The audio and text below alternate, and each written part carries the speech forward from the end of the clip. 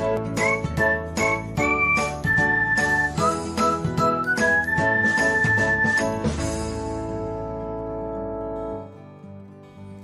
everyone, welcome back to another episode of Technologyglance.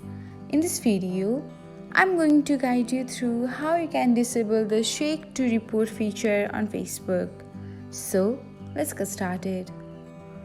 Watch till the end and don't forget to subscribe to Technologyglance by hitting the subscribe button and press the bell icon so that you'll never miss another update. Without further ado, let's get started. First of all, open the Facebook app on your device.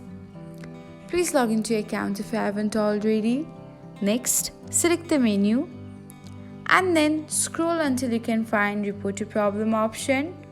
Once you do, tap on it and then toggle off the button beside Shake Phone to report a problem. And that's it. This is how you can disable the Shake to Report a Problem feature on Facebook.